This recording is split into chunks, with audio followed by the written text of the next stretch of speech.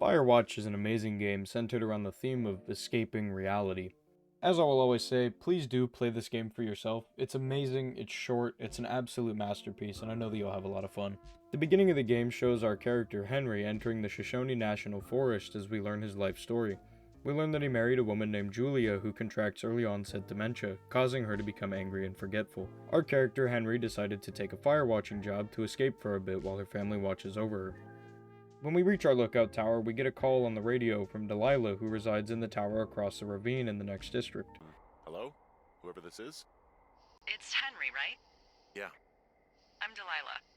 Yeah, that's what the guy said on the phone. We get acquainted, and then our first day begins.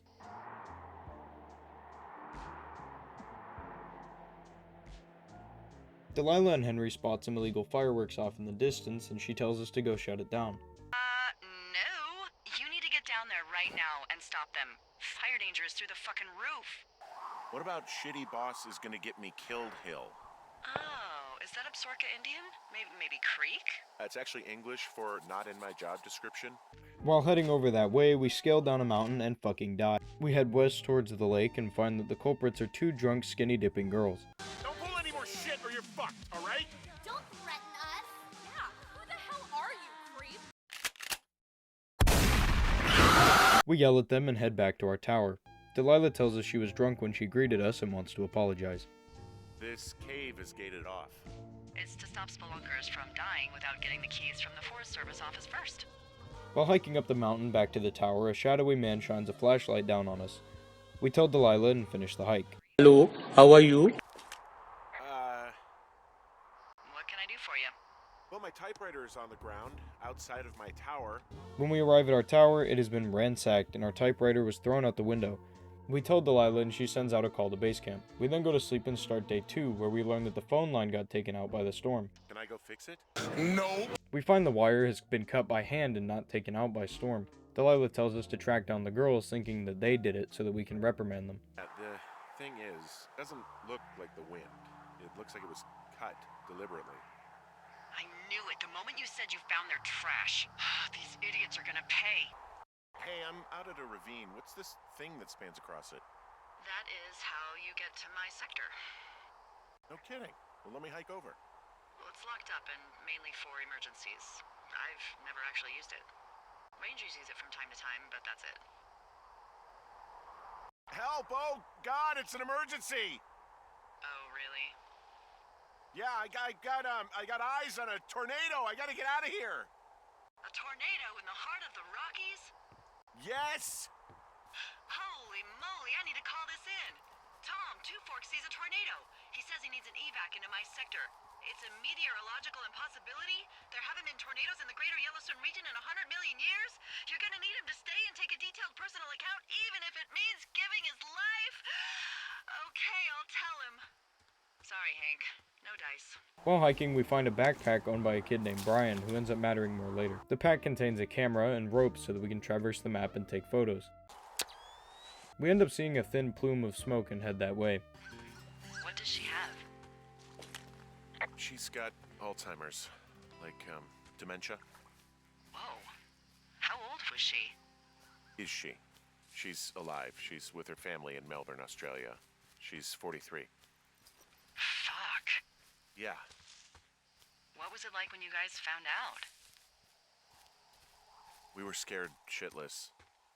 We find the campsite and it seems thrashed. There is a note claiming that they're going to call the cops and that they think we destroyed their tent. We tell Delilah and then end up starting the next day. We begin by fixing the window. We get called white by Delilah. You're a white guy wearing shorts. After fixing the window, we skip ahead to day 9 where we're eating and watching the sunset. Hello, Henry. Having a nice afternoon? Delilah tells us that the two girls went missing in the area and suspects it may be them. Henry, wake up. We awake randomly to a dream or hallucination of Julia What do talking you to want? us. Hey, you big dumb idiot. Hi, Jules. Oh, you sound tired.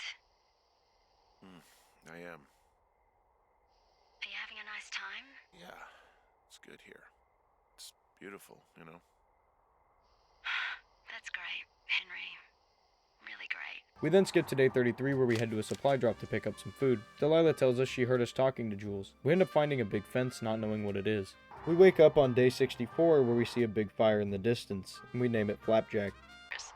Maybe we call it the Flapjack Fire. Can you sell that as a name? We then talk to Delilah about alcoholism. We flirt a little bit and skip to day 76 where we plan on fishing. We don't end up getting to fish, but we're tasked with looking for bear tracks. We end up finding a turtle who we adopt and named Turt Reynolds.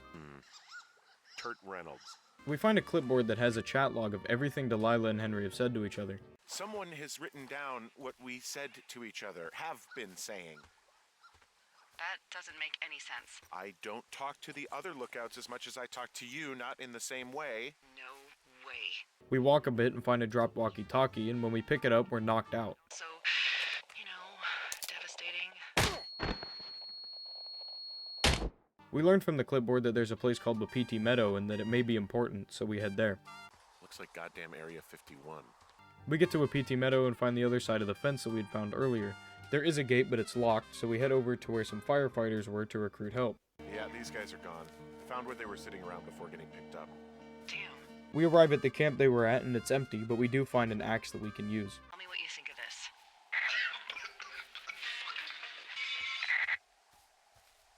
Did you just cough? No. Did you just cough? No. Oh, fuck. Fuck. While walking back, we hear a cough on the radio, and it was neither us or Delilah. Delilah tells us to not contact her for a few days. Day 77 begins, and Delilah finally responds. She tells us in code to go to Cottonwood Forest, where Delilah has left an untapped radio.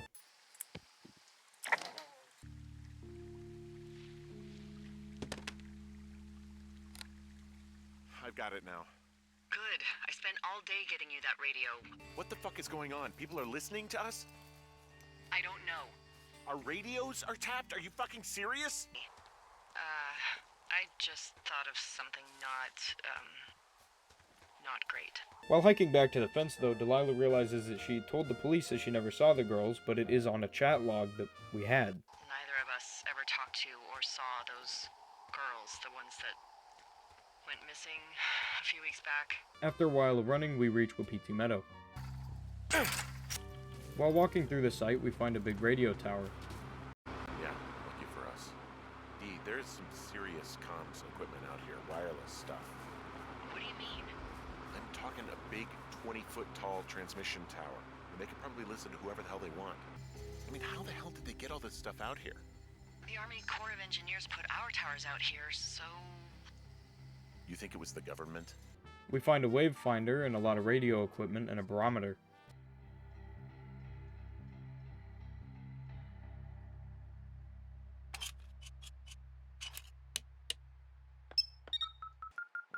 They're measuring the barometric pressure, too. Why?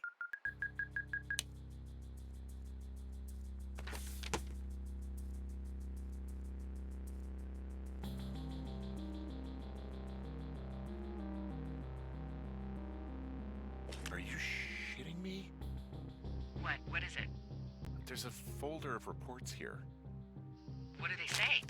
They're assessments about the two of us. We find detailed reports on us and Delilah suggests burning the place down. This will matter later. This to us. We should just burn the place down. We get the hell out of the work site and head to the entrance.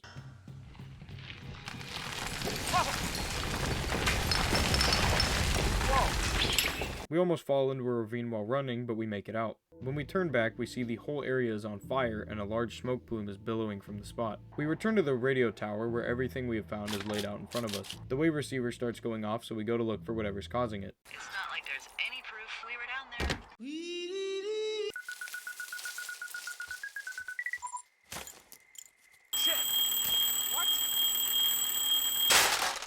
We find a bag that has an alarm, which we smash. There are keys attached to it for the fenced-off cave. Oh. Well, you're back in your tower. Maybe you need a drink, too. I'm not in my tower. I am looking at a man standing in your lookout. And it's not you? It is not me. Oh my god, go. We sprint back to the tower to try to catch the man that's inside. When we arrive, he has already left, but there is a Walkman framing us for the fire. Well, let's see what's on it.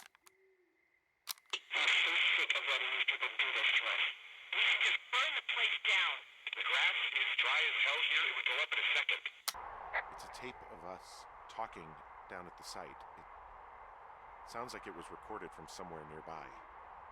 Oh, Jesus.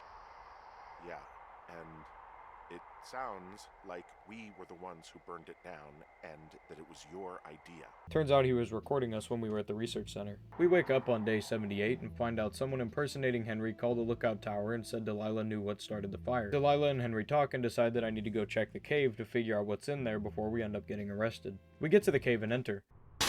After walking in, it's locked from behind us and we can't call Delilah because of the blocked reception, so the only way to go is down. Delilah, someone locked me in the cave. We find a way out and tell Delilah. Nothing yet, because someone tried to trap me in there. You saw someone? No, someone slammed the gate behind me and then ran away. I found another way out, but if I hadn't, Jesus! Then we find this. Delilah, I just found an outcropping that someone was using as a little fort. After surveying Brian Goodwin's fort, we find the climbing gear we need. This leads to some pretty sad shit. The girls from the beginning do turn up though, luckily. Apparently they took a tractor. They took some farmer's tractor for a joyride down in Riverton and, landed in jail. We return to the cave and anchor in so that we can dive deeper.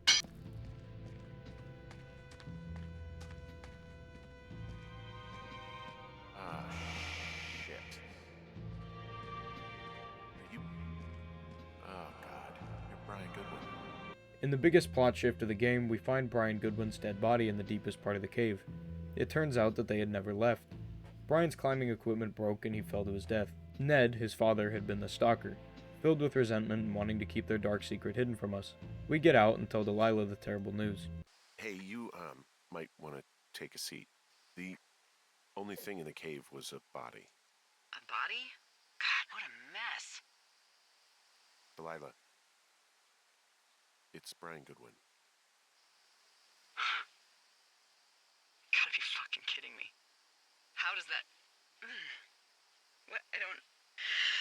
We cut to day 79 where we're packing to leave. The fire has gotten too bad to stay. While talking to Delilah, the wave receiver goes off, so we follow its signal. Delilah tells us the Forest Services are coming to pick us up, and the pickup point is at her lookout. We find a tape from Ned. In this tape, we learn a lot about the Goodwin. Yeah, hi, Henry. Hey, you better find this before it burns up. You can't blame me for keeping an eye on you. Not after bumping into you back in May. Down by the cave, for croc's sake. I've been up here for 3 years. I kept it cozy. Winters are harsh as hell, and I ran out of books. But I got that antenna rigged up, and Delilah, she's a record you don't gotta flip. I kinda get why Brian took to her. About a week ago, I stopped worrying about you finding anything out, and that's right when everything went shithouse with you two. You guys don't know anything about having kids, all right? Nobody knows nothing. It ain't Andy and Opie walking down the lake to fish every afternoon. It ain't Mayberry. But you gotta know I didn't kill him. All right, we were climbing. I was teaching him. Brian was uneducated in the way to do anything. He just fucking didn't sink his anchor the right way. You know, I thought about going back, having to answer questions, and having to get him put in the ground, and I didn't see the point. Don't come looking for me. Sorry about your wife. We tell Delilah and enter the place Ned has been staying all these years. After looking around for a while, we head to the pickup point. A helicopter arrives to pick Delilah up and plans to circle back for us. We continue to hike and arrive at the cable car. We then cut to making it to Delilah's lookout. We finally get to see where our only human contact has been staying throughout the game.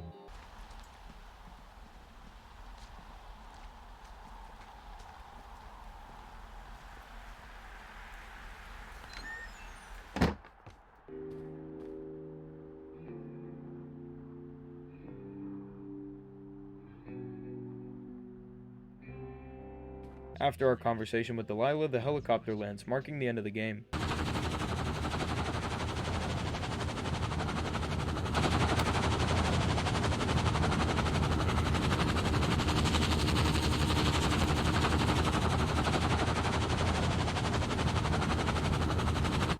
In the credits, we see the photos that we took on Brian Goodwin's camera, culminating in photos that Brian took before we got it, showing him and his father.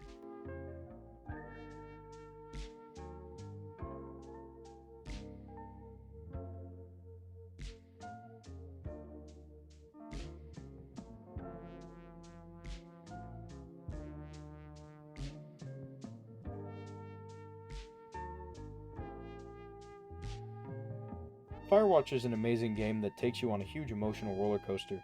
I would say it is one of the best indie games of all time. So with that, thank you for watching, and this was Firewatch in one video.